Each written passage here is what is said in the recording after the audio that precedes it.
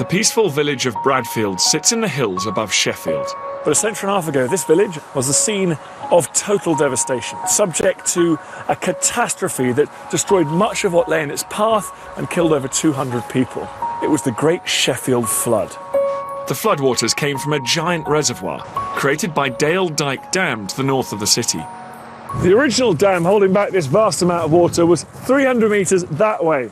It was built by the Sheffield Waterworks Company, and it was designed to give the many industrial mills down this valley a regular, safe supply of water. It would have looked much like the current dam, a 100-foot-high earth embankment with a watertight core wall made of clay. In March 1864, after 5 years of construction work, it was just about complete. Malcolm Nunn is a local historian. His great-great-grandfather's brother, a man called William Horsfield, discovered a problem with the dam on his way home from work on March the 11th, 1864.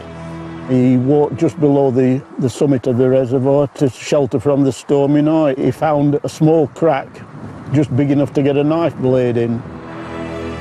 The company's chief engineer, John Gunson, was summoned. He thought the dam was still sound, but he was wrong. Shortly before midnight, it collapsed and a huge wall of water was unleashed on the valley below. It's terrifying to think of this massive embankment giving way, 600 million gallons of water pouring through the breach and surging down this valley. One eyewitness said it was as if the earth itself was being rent asunder. The resulting devastation was shocking. The dam breach was so sudden that there was no way of warning the sleeping people in the valley below. In Sheffield City Archives, historian Peter Machin showed me a map that revealed the extent of the flood.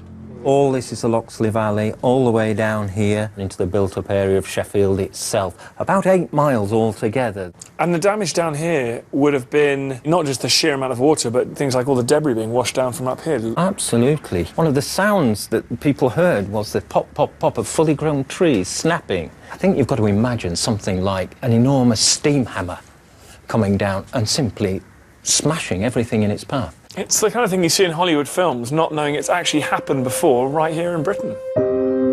Altogether, around 240 people were killed and thousands of buildings were damaged.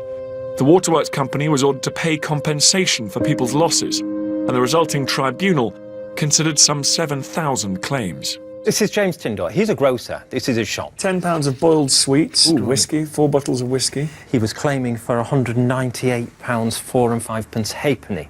He got about 2/3 of it. What about loss of life? Do you get compensated for that? If we look over here, we've got a claim by William Coggan, and he's claiming £350 for the loss of his son, Alfred, £50 for Eliza, and £50 for William. He got nothing. That's because these children were evidently not of employable age. So you could claim for a pair of shoes, but not for the loss of a child? You could.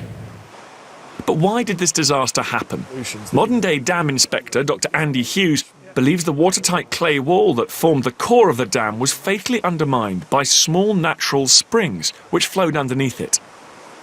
It's likely that it was probably due to these springs causing internal erosion, and the dam settled, and then on that dreadful night the storm would have forced water over the top of the dam and caused the dam to slip, and then it released all the water down onto Sheffield.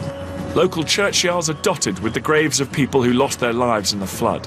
But the dam was rebuilt, and despite the disaster, Sheffield's industry continued to prosper and grow. Perhaps it's that spirit, the spirit of not looking back but getting on with things, that's ensured that the Great Sheffield Flood remains one of Britain's greatest forgotten disasters. Story well told, that, Dan. Thank you very much indeed for that. And the recent water damage that we've witnessed, I mean, that has uncovered some extraordinary things, hasn't it? Well, all around the coast, it's like the way that water just scoured through the valley up there in Sheffield. So our coastlines have been sort of really reshaped, and we found some amazing stuff. Like? Go on. Well, we could start, I suppose, with the amazing forest on the west coast of Wales, in Cardigan Bay. Look at this, it stretches. These tree stumps they look so recent. They're petrified wood. Look what huge it is, its extent. They are about 5,000 to 6,000 years old, and they've been covered ever since. The land used sea stretched far out. It was a forest, and then so the seas reclaimed it was covered in sand. So nobody knew that was there before now? One or two of them used to get uncovered during big storms, and everyone's like, oh, look, there's a little petrified thing. But they didn't realise the extent of this forest, and it's brought people thinking, oh, it's the lost kingdom. It'll be interesting to see if they're preserved in any way or if any are kept. Yeah, I mean, it's interesting. I mean, I suppose probably the best thing that could happen is that the seawater, another storm will come and cover them up again. So they're best protected. Yeah. And we've got to talk about that you've got on your lap as well. That's so welcome, historical finds. Jerry, you came from Britain and went to America. This came from America and is now in Britain. So this is an example of a bomb dropped by an American aircraft on a training facility here in the UK. Yeah. But the storms have meant that often these training ranges are by the coast, by the sea, unpopulated parts of the UK, places like Pembrokeshire and near Poole Harbour and North Devon, North Somerset, and the sea, the action of the big tides has meant that the coastline's been scoured away, and there's lots and lots of these that have shut up on the beaches. Do you want to try it? It's pretty heavy, this one. If you see one of these at home, you should not approach it. There's been a lot reported this Well, to take it down. Don't worry. Now he's telling me. Yeah, give them a wide berth. The training one, the blue means it's training, but even if it's blue, don't go anywhere near it. Don't go anywhere near it. Thanks, Dan. It's always good to see you. Dan. But now the time has come for our exclusive one-show shadow dance as performed by... What's it again? Who are they called? Pilobulus. That's them. Pilobulus. Featuring our very own Pilobulus Tufnell in a raincoat and carrying an umbrella. Phil, are you ready, my friend? Yeah.